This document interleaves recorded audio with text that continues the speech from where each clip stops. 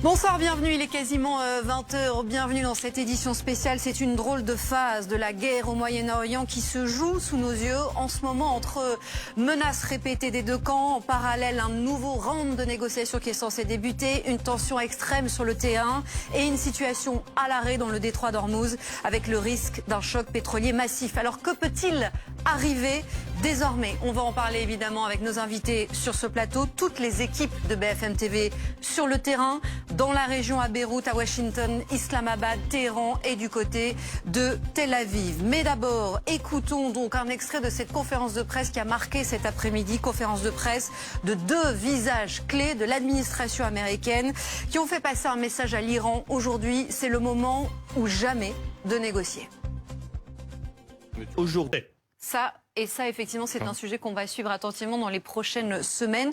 Mais d'abord, concentrez-nous sur le très court terme. Qu'est-ce qui pourrait provoquer un échec des négociations, une reprise des hostilités? Eh bien, écoutez ce qu'a répondu Pete Hegseth, le secrétaire à la défense américain. Voilà ce qui serait, par exemple, la ligne rouge à ne pas franchir. L'Iran n'aura jamais l'arme nucléaire, c'est aussi ce qu'a dit Pete Hegseth lors de cette conférence de presse, un message envoyé à la veille des négociations qui doivent se tenir au Pakistan.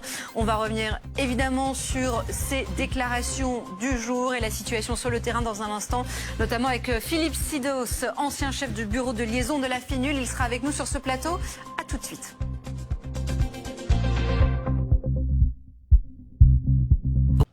Merci beaucoup, Laurent Saïm. Et à tout à l'heure, écoutons la dernière déclaration de la porte-parole de la Maison-Blanche. Toute dernière déclaration.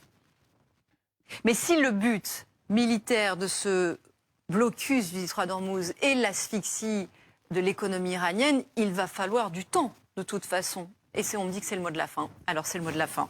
Du coup, vous allez retrouver... Moi, je vous retrouverai demain soir. Merci à tous les 6. Dans un instant, évidemment, vous allez retrouver Anne Seften et Dominique Tenza qui vont continuer à suivre la situation sur le terrain et les dernières déclarations sur ces rendez-vous prévus demain à Islamabad, au Pakistan. Pas de rencontre directe donc entre émissaires américains et iraniens. C'est ce qui se profile. Que se passera-t-il ensuite si les négociations échouent? C'est toute la question ce soir.